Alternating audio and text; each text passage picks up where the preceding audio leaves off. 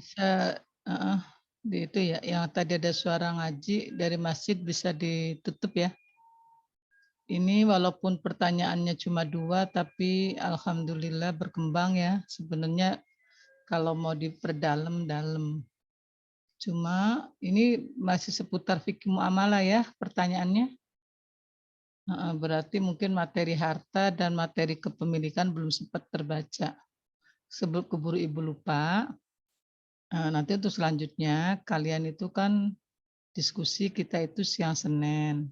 Jadi kalau bisa Sabtu itu makalah sudah di-share dan Ibu minta kepada selain pemakalah segera dibaca kalau ada makalah hadir di grup, kalian tanyakan pasti ada banyak pertanyaan karena ini kebetulan kan kita bisa jadi ada beberapa orang yang memang baru belajar fikih muamalah ya. Fikih muamalah itu karena sangat urgent dalam kehidupan kita sehari-hari. Nah, ini nanti untuk makalah kelompok 2 dan sampai akhir sama Ibu samakan dengan kelas C tadi bahwa hari Sabtu makalah semua sudah di email ke email Ibu ya. Nanti email Ibu kirim di WA grup karena mungkin kalian bisa jadi lupa email yang mana yang untuk kalian ngirim jawaban. Nah, untuk pertanyaan pertama dari siapa ini? Tadi sebagian besar sudah dijawab sih. Dari Mbak Sahidah Qur'ani ini, dalam konteks muamalah dikenal kaidah umum bahwa hukum asal segala sesuatu adalah boleh sampai datang dalil yang menunjukkan tentang keharamannya. Mungkin kalian juga sebenarnya sudah pernah membaca atau pernah mengikuti kuliah kaidah fikih ya. Heeh. Jadi cuma ini sudah mengerucut ke masalah muamalah. Penerapannya kaidah ini adalah bisa kalian diperhatikan pada beberapa contoh ya. Sebelum masuk ke kaidah ini, bahwa kehidupan kita ini secara garis besar, perbuatan kita sebagai mukallaf itu dibagi menjadi 2. Satu, jika kegiatan kita dalam rangka mendekatkan diri kepada Allah, itu berupa dibahas dalam fikih ibadah, di mana dalam fikih ibadah itu ruang lingkupnya tentang sholat, zakat, puasa, haji, ya itu hubungan kita kepada Allah. Apa yang kita kerjakan dalam rangka mendekatkan diri kepada Allah. Tetapi dalam rangka mendukung terlaksananya fikih ibadah tadi, kita tidak bisa lepas dari komunikasi kita, hubungan kita dengan sesama manusia. Ya, contoh dalam hal sholat, kita tidak hanya melihat kita sedang mengerjakan sholat dengan menggunakan makanah, menghadap ke arah kiblat menutup aurat. Tanpa adanya hubungan siapa yang membuat mukena itu, bagaimana baju kita itu bisa terpakai, bagaimana rumah tempat kita sholat itu bisa jadi, bagaimana air itu. Nah, itu semuanya adalah bentuk hubungan kita dengan manusia. Sama juga dalam hal puasa. Puasa itu yang menanggung lapar kita, yang hanya tahu kita dengan Allah, tetapi untuk mendukung terlaksananya puasa, tetap kita ada hubungan kita dengan manusia, yaitu kita mencari takjil, kita menyiapkan sahur, ketika menyiapkan menu buka, belanja ke pasar untuk menyiapkan menu buka. Nah, itu hal-hal itu mendukung kegiatannya, mendukung terlaksananya ibadah tadi. Sama dengan zakat juga.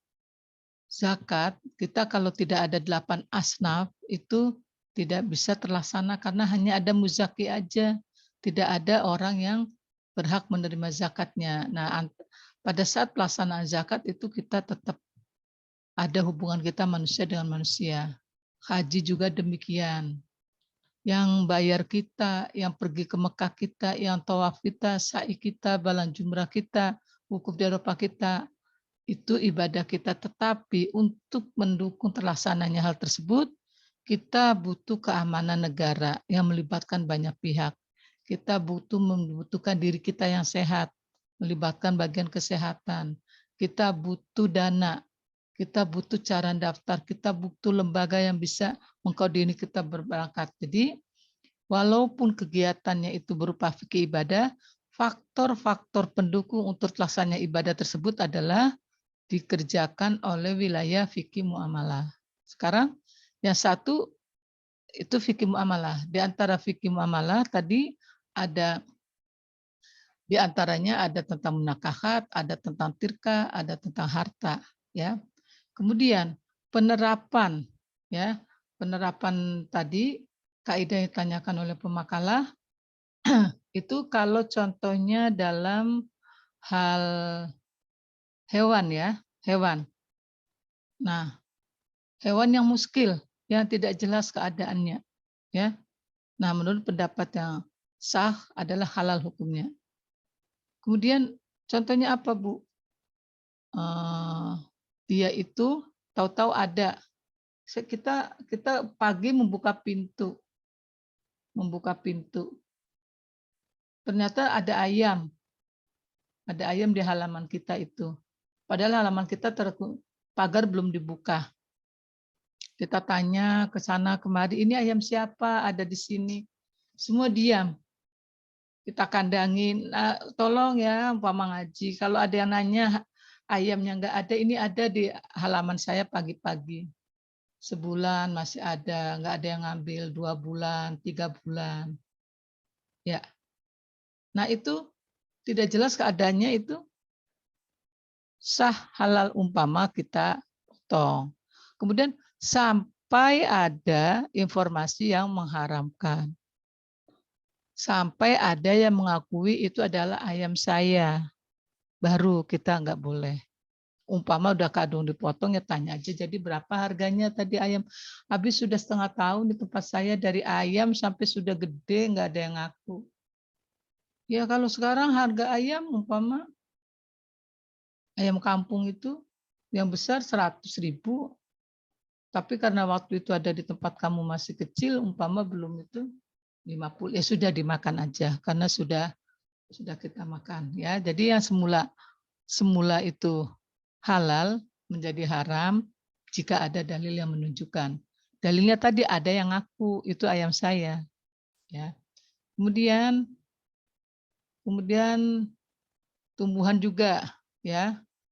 Kita itu apakah ada tumbuhan yang dilarang untuk kita konsumsi? Ada, kalau membahayakan kesehatan kita, ya. Umpama kayak kecubung. Karena orang yang makan kecubung dia bisa otaknya terganggu. Ya, bisa otaknya terganggu atau ganja deh. Kalau kecubung kalian kurang itu. Ganja kalian familiar dengan nama ganja itu. Karena dari kecil kita selalu mendapat penyuluhan. Terus ada juga di-share foto-fotonya pada saat polisi menjelaskan. Tapi secara fisik kita itu nggak tahu. Bukan foto itu, secara fisik megang langsung tuh belum pernah tahu pohon ganja itu. Nah, suatu saat kita sedang camping, umpama di tempat yang memang banyak pohon-pohon yang banyak kita nggak tahu. Nah, akhirnya kita bikinlah masak dari daun itu. Setelah dikonsumsi, kok jadi pada geliang-geliang begitu, pada rasanya kayak setelah diteliti ternyata dia habis masak daun ganja. Nah, itu kita benar-benar nggak tahu ya sudah. Halal waktu itu. Cuma setelah tahu, kok enak tadi habis makan sayur daun ganja, play umpama. Ya jangan dicari lagi karena kita udah tahu kalau itu pohon dari daun ganja. Ya. Kemudian semua makanan, minuman, pakaian, ya. Jika tidak ada dalil yang jelas menghalalkan dan mengharamkan, maka hukum asalnya sama, ya, asalnya mubah. Sama makanan, umpama contoh makanan, minuman, kalian belum pernah sebelum tinggal di asrama Iki, pasti kalian adalah para santri, ya. Kita tentunya sudah tahu kalau itu bukan makanan saya, bukan minuman saya. Enggak saya makan. Tapi kok itu kita tanya ini punya siapa? Enggak tahu, enggak, semua enggak tahu. Ya sudah, kata pengurus asrama atau perpustakaan, udah makan aja karena enggak ada yang udah kita makan.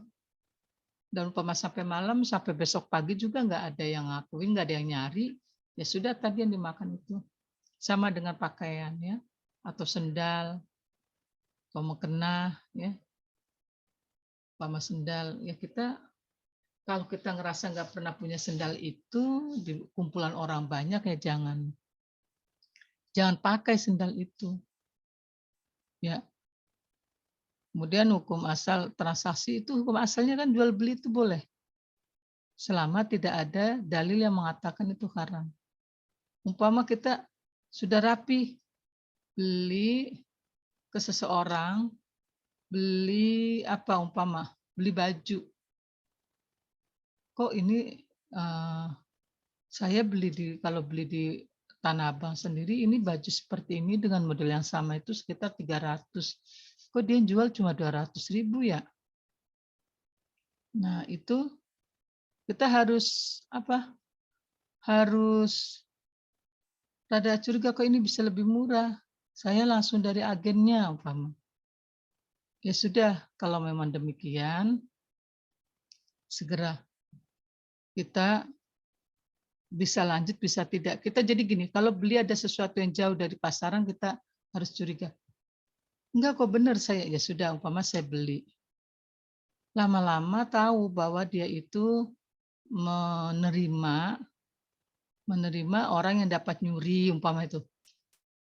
Nah itu kita sudah tahu bahwa dia itu penada, ya jangan beli lagi ke tempat itu. Ya. Sama juga dengan hukum asal benda cair itu suci. Iya, pas suatu saat kita dikasih minuman, kita nggak tahu bahwa itu ternyata ada alkoholnya dan alkoholnya berapa persen. Ya, jadi itu beberapa contoh di antara kaidah tadi hukum asal segala sesuatu adalah boleh sampai datang dalil yang menunjukkan tentang keharamannya. Sama dengan perempuan, hukum asal meminang perempuan, mengkhitbah perempuan adalah boleh sampai ada dalil lain yang menunjukkan bahwa sudah tidak boleh.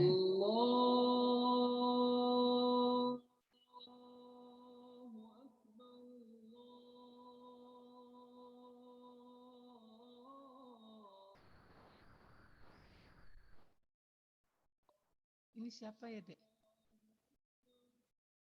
Yang adzan siapa ya anunya ya?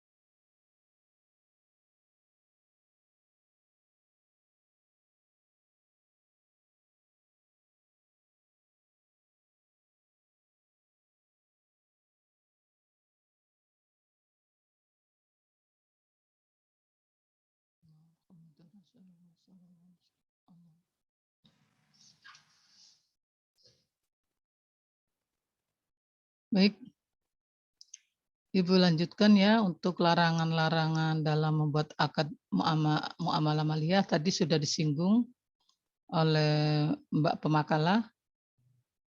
Nah, kita pahami dulu fikih muamalah maliyah itu dapat diartikan sebagai ya pengetahuan tentang kegiatan atau transaksi yang berdasarkan hukum-hukum syariat.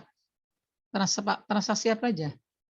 Mengenai perilaku manusia dalam kehidupannya. Berhubungan dengan apa? Pengelolaan harta, perputaran uang, mencari rezeki, jual beli, perdagangan, nelayan, semuanya.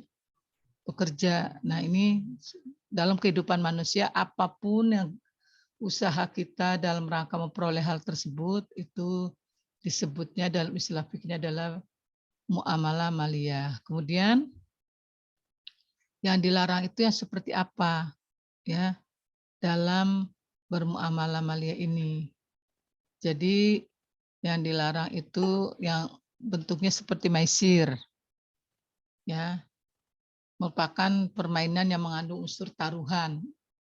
Jadi kalaupun ini saya lagi nggak judi, saya lagi taruhan. Nah, ya dengan disepakati pihak yang menang akan mendapatkan hasil dari taruhan tersebut. Sedangkan pihak yang kalah mengalami kerugian besar karena tidak mendapatkan untung dari permainan itu. Ini suka terjadi di masyarakat. Ya kalau togel jelas namanya judi togel ya. Biasanya kalau lagi ada bola tuh ya, ada beberapa masyarakat umum dia nobar, kemudian taruhan. Satu pegang Indonesia, satu pegang Malaysia, atau yang di dalam negeri aja. Satu pegang Persiba, satu pegang Persija, ya. Nah, itu kalau yang kelompok itu yang menang Bandung berarti ya yang pemegang apa yang ada di kubu mendukung Bandung yang menang ya dia yang dapat. Tapi kalau bilang yang menang Jakarta ada di kubu yang mendukung Jakarta dia yang dapat. Itu termasuk maisir ya. Kemudian banyak jenis-jenisnya juga. Dia yang kemudian yang kedua horor ya. Horor itu transaksi yang mengandung unsur ketidakjelasan sehingga dapat diartikan bahwa si pembeli tidak mengetahui secara pasti apa yang dibelinya dan bagi si penjual pun tidak mengetahui apa yang dijualnya secara pasti. Kan aneh kan? Ya. Seperti apa membeli anak sapi atau anak kambing dalam kandungan atau membeli hasil pertanian yang belum melewati masa panen. Ya. Contoh orang main ke kebun jeruk. Kebun jeruk bukan kebun jeruk nama wilayah yang ada di Jakarta Barat, bukan kebun jeruk. Terus dilihat baru atau kebun mangga baru bunga aja baru. Nah itu udah saya borong nanti. Nah itu nggak boleh karena siapa tahu kena hama, kenapa? Yang rugi kan jadi pembeli, uang udah keluar nggak dapat barang. Kemudian orang ini buat apa? Buat lebaran haji besok udah nyari sekarang di peternakan tuh dia beli yang dalam perut itu nggak boleh karena kita nggak tahu ke depan itu dia bisa lahir normal menjadi seorang anak bayinya kambing atau bayinya sapi atau dia mengalami masa yang umpama lahir meninggal ya mati. Kemudian ada juga yang disebut tadlis ya. Salah satu pihak, tadlis itu kegiatannya begini, salah satu pihak menyembunyikan informasi dari pihak lainnya. Sehingga menimbulkan keuntungan pada satu pihak saja dan merugikan pihak lain. Karena ketidaktahuan informasi atau objek yang sedang diperjualbelikan.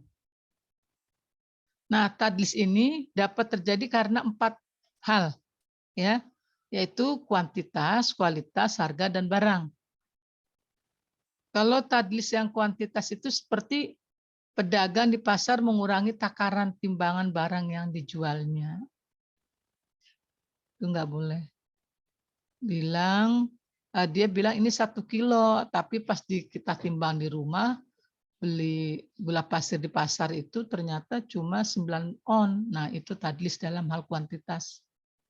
Kemudian tadlis dalam kualitas itu menyembunyikan cacat yang ada pada barang yang sedang ditawarkan. Umpama orang di pasar induk nawarin jeruk, dan dicontohin manis. Nah ini contoh, ini barangnya, tapi ada dalam karung atau dalam itu buah ya, ranjang buah. Di atas juga kelihatan bagus, ternyata di tengah-tengahnya dia masukkan yang sudah agak busuk. Ini banyak terjadi saat kita membeli parcel buah yang sudah jadi, kita tinggal bawa. Ya, itu pasti yang bagian buah yang tidak nampak itu, yang tidak nampak jelas di bungkus plastiknya masih bagus. Pas dilihat belakangnya udah pada busuk. Itu namanya contoh tadlis kualitas. Disembunyikan barang yang cacat-cacatnya nampak di mata pembeli itu ya bagus. Kemudian ada tadlis penipuan harga. Nah, karena ketidaktahuan pembeli akan harga pasar, sehingga pedagang dengan sengaja menaikkan harga barang dari harga sebenarnya. Umpama harga pasaran sekarang yang kemarin naik turun itu harga telur sempat menyentuh harga 30.000. Kita tahu harga terakhir 30.000 aja. Nah, kita ke pasar padahal untuk minggu ini sudah turun. Sekilo itu di warung aja sudah dapat 23.000, bisa jadi kalau ke pasarnya 21 lah ya, atau 20. Dia masih matok harga 30.000. Nah, ini orang yang beli itu memang dia lagi nggak tahu harga pasar. Kalau sudah turun, belilah dia sekilo. Nah, jalan lagi, oh lupa saya belum beli kerupuknya umpama. Nah, pas di tempat agen berikutnya ada telur juga, dia iseng nanya. Ini telur berapa bang sekilo? 20. Benar 20? Iya. Nah, apa Bu? Tadi saya di sana 30 bang, saya nggak tahu, kirain iya udah 30 aja. Nah itu namanya dia tadlis dalam penipuan harga. Kemudian tadlis dalam waktu penyerahan. Nah ya, penipuan berupa apa? Bentuk penipuan dilakukan oleh penjual kepada pembeli atas penyerahan barang yang tidak tepat waktu tanpa pemberitahuan. Ya, umpama kita pesen beras Pandan Wangi. Karena belum ada saat kita beli di agen, ya udah bang, nih saya pesen untuk ukuran yang 25 kilo. Ini uangnya, ya. Kemudian kapan dikasihnya bang, dikirimnya? Ya nanti Bu kalau datang. Ya datang itu kapan prediksinya? Enggak tahu Bu. Loh gimana sih bang, kok enggak tahu umpama? Ya sudah deh bang, pokoknya gini aja ya, kalau datang saya dikirim. Ya Bu, ya, sehari, 2 hari, 3 hari, 5 hari, seminggu. Tanya lagi dong. Mana? Enggak Bu, enggak jelas kapan. Ya sudah.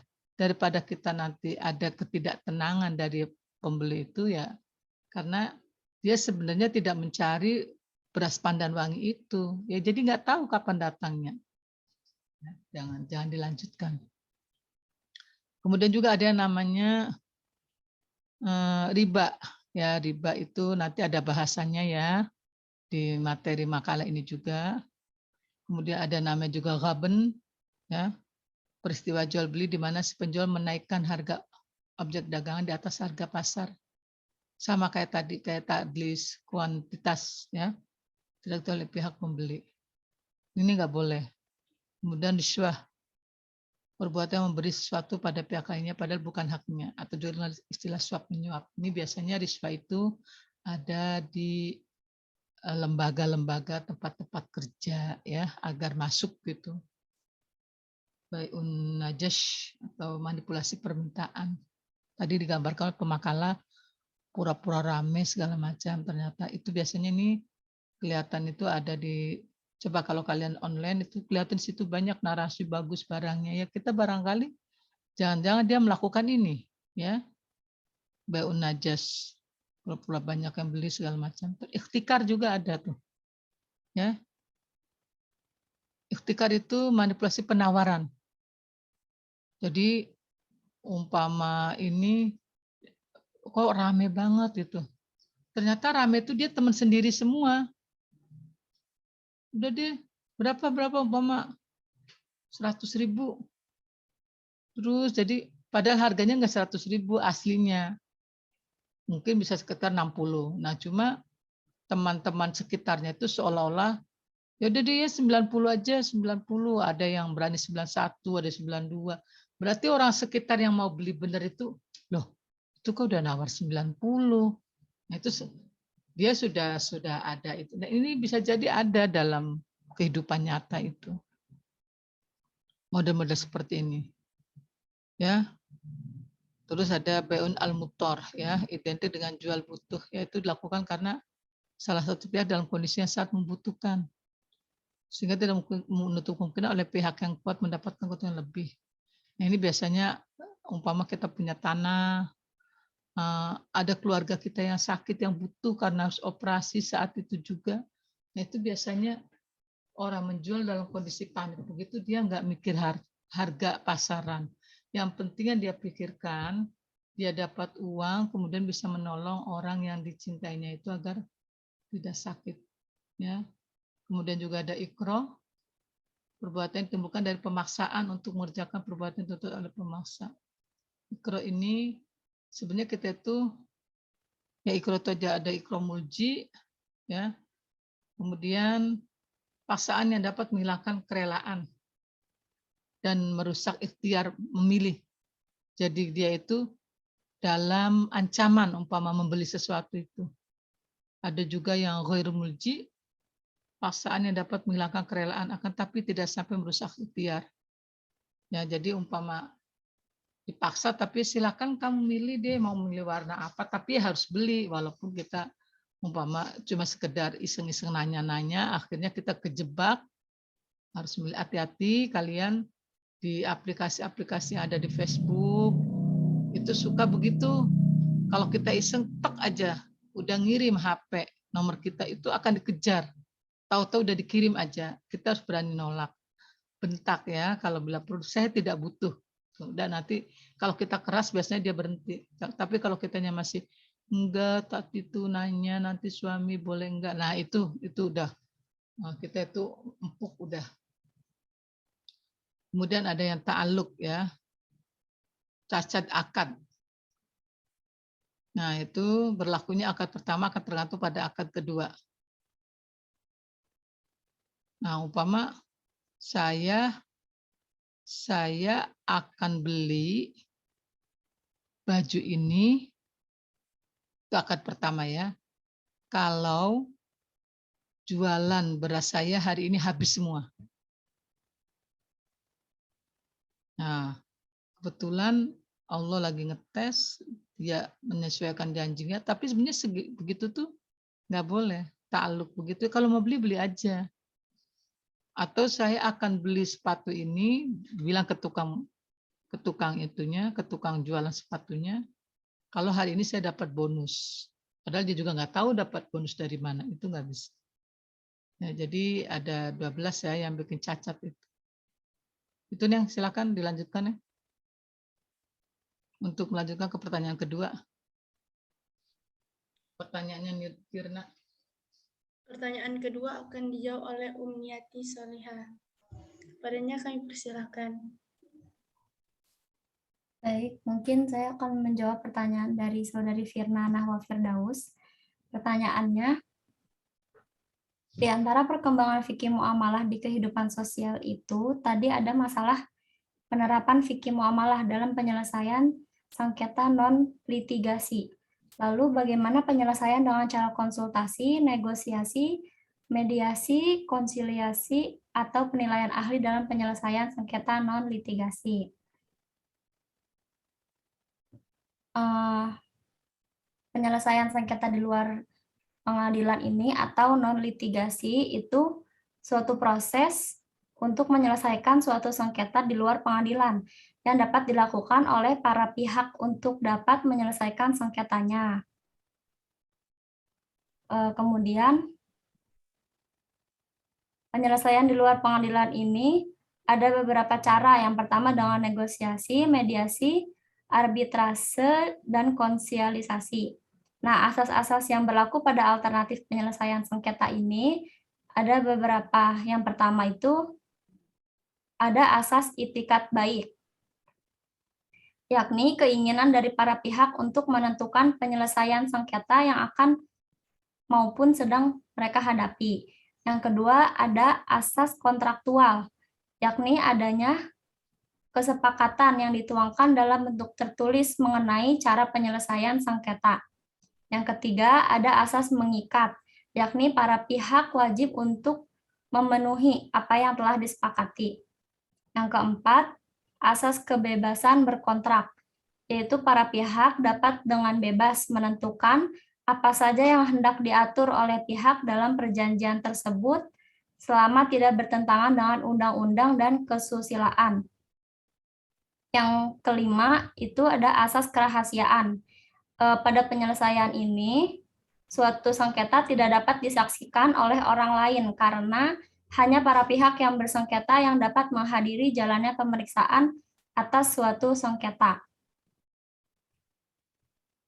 Adapun kelebihan penyelesaian sengketa di luar pengadilan ini atau non-litigasi ini, yang pertama itu dapat dilakukan dengan berdasarkan kehendak dan itikat baik dari para pihak untuk menyelesaikan sengketa. Yang kedua itu tidak dapat dipaksakan pelaksanaannya sebab bergantung pada kehendak dan itikat baik dari para pihak. Seperti itu. Dan mungkin contohnya yang tadi di makalah pada permasalahan di suatu pernikahan. Mungkin sebelum ke jalur pengadilan kan bisa diselesaikan dulu dengan cara mungkin dengan mediasi atau negosiasi, dan juga dalam mediasi itu tuh bisa ngambil saksi-saksi gitu dengan misalkan membuat tokoh agama dari di tempat itu gitu, seperti itu. Sekian mungkin hanya itu jawaban dari saya. Bagaimana Firna? Ya, alhamdulillah terjawab. Terima kasih Saudari Una. Ya, sama-sama. Mungkin teman-teman ada yang ingin menambahkan atau menanggapi?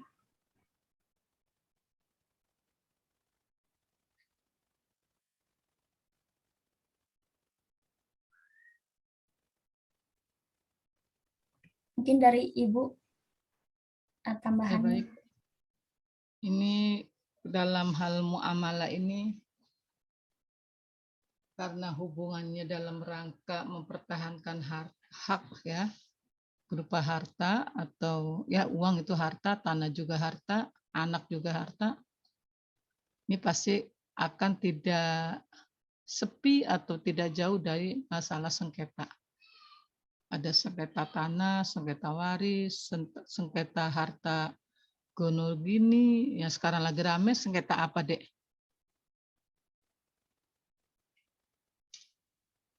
Kalian ada yang ikuti perkembangan TikTok enggak?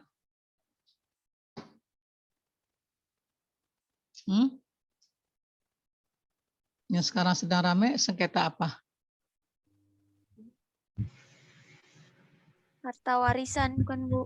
Harta waris. Harta warisnya Pak Dodi. Harta waris siapa, Dek? Vanessa Angel Bu. Vanessa Angel. Iya, berarti Pak Dodi. alhamdulillah masih nyambung ya. Maksudnya ada refreshingnya lumayan ya.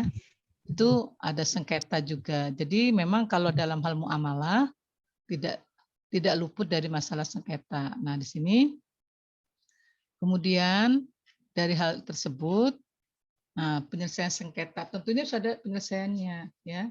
Ada dua cara. Satu melalui litigasi ya, yaitu pengadilan, dan non litigasi yaitu luar pengadilan.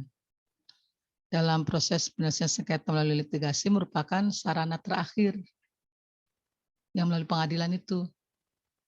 Nah, sekarang kan kemudian bagi para pihak yang bersengketa setelah proses penyelesaian melalui non litigasi tidak membuahkan hasil. Artinya cara mediasi tadi ya, cara rekonsiliasi, komunikasi nggak bisa, secara kekeluargaan nggak bisa, ya harus litigasi mau nggak mau. Nah, kalau yang kita hiruk pikuk di dunia maya itu kan, medsos.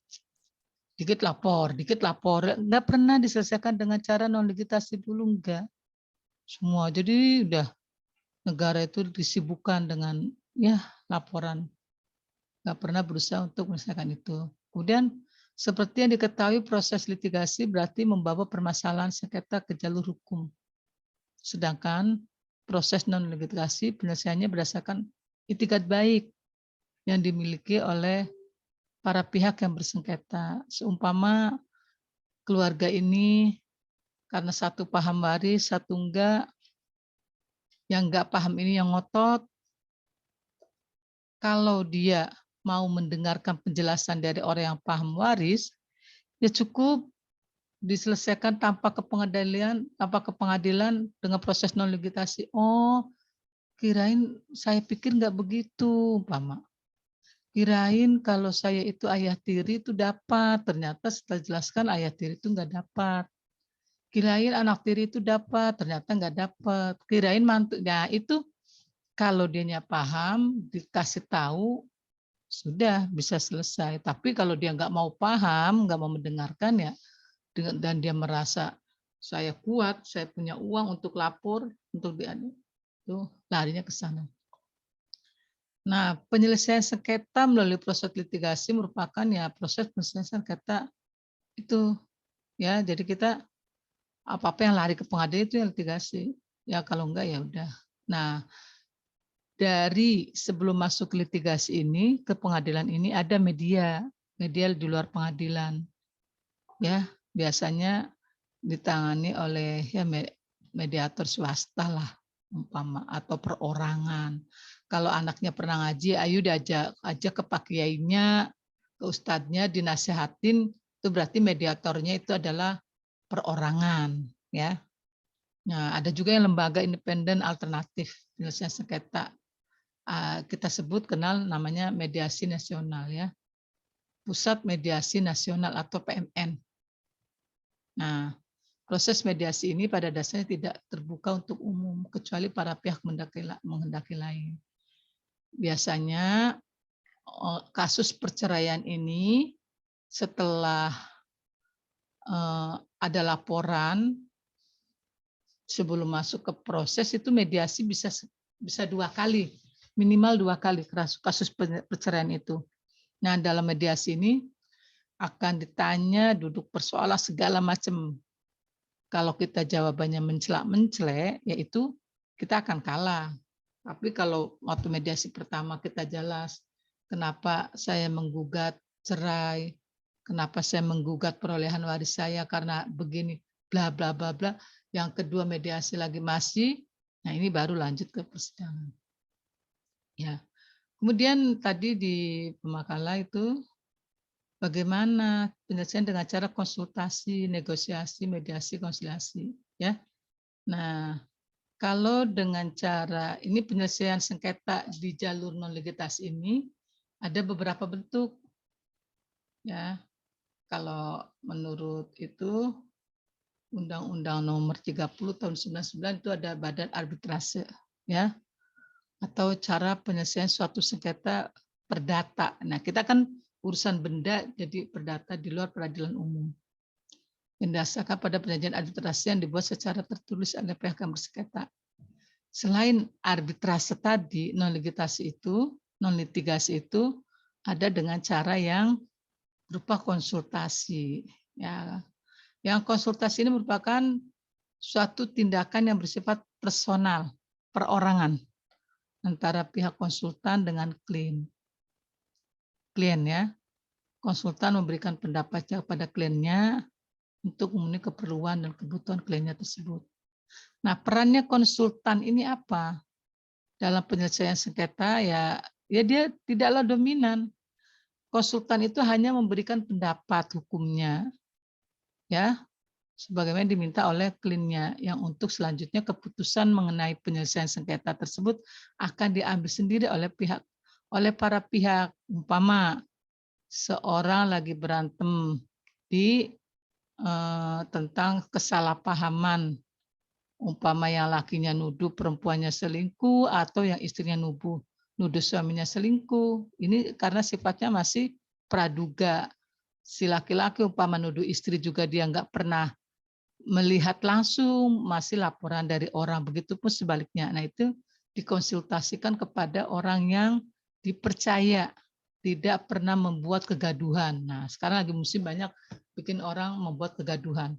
Ya, itu dikonsultasikan bahwa saya terus. Nah orang itu memang bukan orang yang kosong. Si konsultan ini pada saat kliennya menyampaikan apa yang dialami, apa yang duduk persoalannya, dia menyampaikan bahwa kalau kamu belum melihat langsung bahwa istrimu itu selingkuh dalam tanda kutip berzina dengan laki-laki lain, berarti kamu harus mau memaafkan, karena itu baru katanya.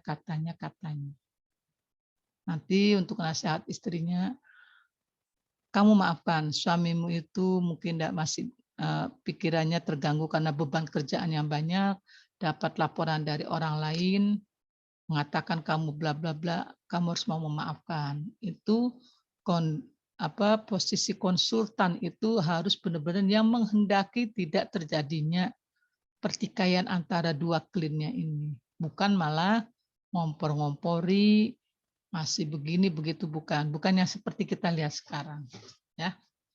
Baik, kemudian maksudnya lihat sekarang di medsos itu kok kebanyak ngomporin. Kemudian yang kedua yang berupa negosiasi. Kita tahu secara bahasa negosiasi itu aslinya musyawarah atau runding atau berunding, ya. Nah, negosiasi ini ya tidak lain bentuk penyelesaian sengketa dari para pihak sendiri. Dia tidak, kalau tadi kan ada orang bersengketa, dia mengangkat satu orang untuk konsultannya. Kalau negosiasi enggak. Kita bermasalah, A dan B bermasalah. Dia tidak berusaha mencari bantuan orang lain. Umpama antara tetangga A dengan tetangga B terkait dengan batasan tanah, terkait dengan air dari tetangga ketika hujan yang membuat rumah kita bocor. Akhirnya kepala rumah tangganya datang, salah satu diutamakan si yang membuat bocor tetangganya. Kalau tidak paham, yang dibocori itu datang aja ngomong sampaikan, ya.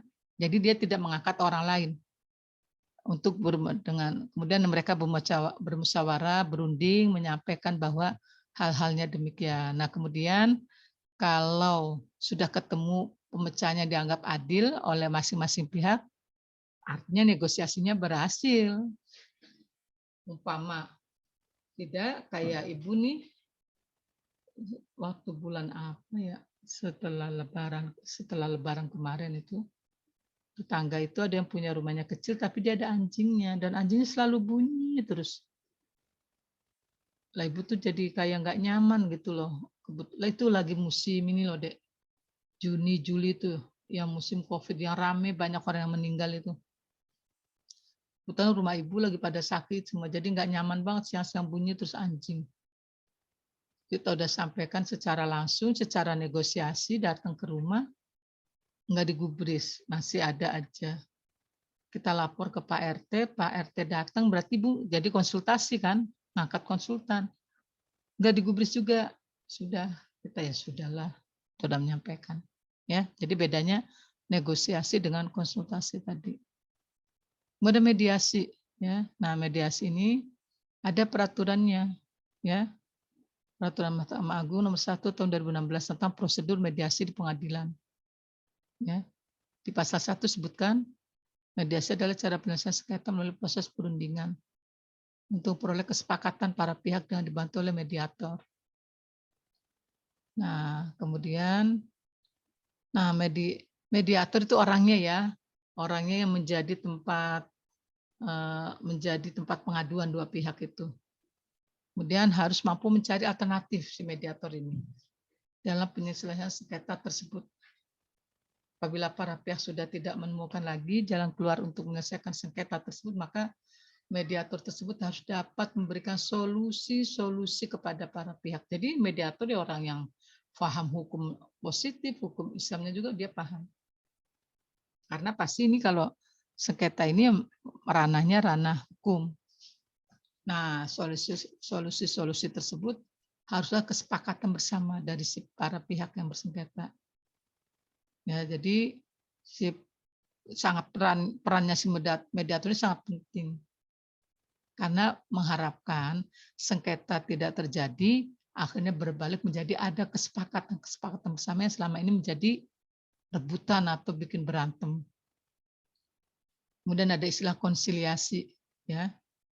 Konsiliasi adalah proses penyelesaian sengketa alternatif yang melibatkan seorang pihak ketiga atau lebih, di mana pihak ketiga yang diikut sertakan untuk menyelesaikan sengketa adalah sengketa seorang. Pada praktiknya proses penyelesaian sengketa melalui konsiliasi mempunyai kemiripan dengan mediasi tadi. Kita kan butuh orang juga ngangkat, nah, sama. Namun memiliki suatu perbedaan, itu konsiliasi memiliki hukum acara. Dia lebih ada sebelum ke pengadilan ada dasar hukumnya untuk membahas masalah yang sedang disengketakan itu. Ya, dia memiliki hukum acara yang lebih formal jika dibandingkan dengan mediasi, karena dalam konsiliasi ada beberapa tahapan yang harus dilalui.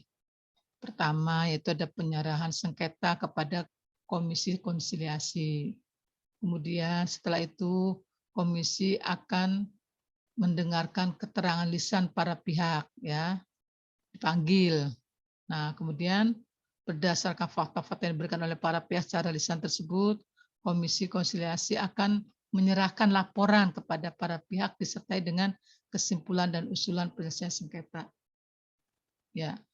Nah, dari beberapa cara penyelesaian sengketa logitasi di atas, mediasi adalah salah satu upaya penyelesaian sengketa logitasi yang wajib ditempuh sebelum dilakukan pemeriksaan di pengadilan. Ya. Jadi garis besarnya kalau litigasi adalah masalah sengketa yang diselesaikan di pengadilan, non-litigasi adalah suatu persengketaan yang diselesaikan di luar pengadilan. Itu yang bisa Ibu tambahkan, Nak, dari pertanyaan yang ada. Silakan, Nak.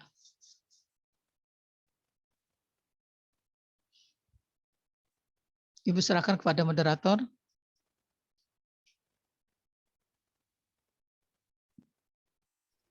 Untuk teman-teman, apakah ada yang mau ditanyakan lagi?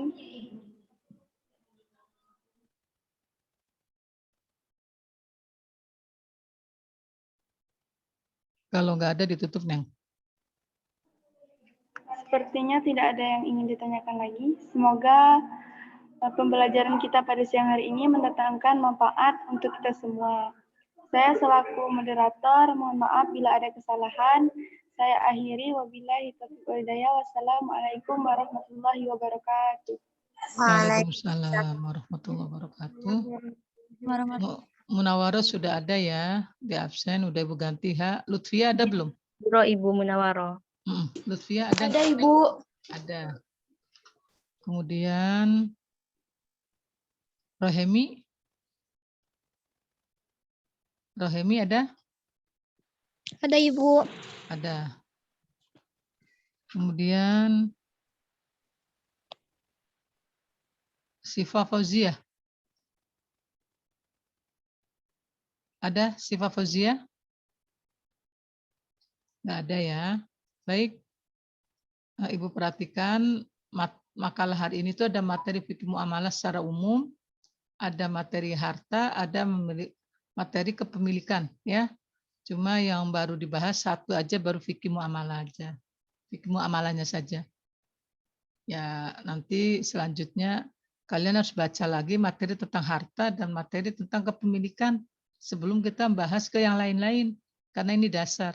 Ya, kita akan fikih muamalah belajar dalam rangka berusaha untuk bisa memiliki suatu harta. Bagaimana prosesnya yang tidak melanggar aturan Islam. Jadi kalian baca lagi, kalian mau apa? Mau mengoreksi, bukan mau mereaksi. Kalian asal nanya aja kayak tadi. Pertanyaannya cuma sedikit tapi bisa menggali jawaban yang banyak kan? Nah, itu pentingnya ada yang bertanya di antara kalian.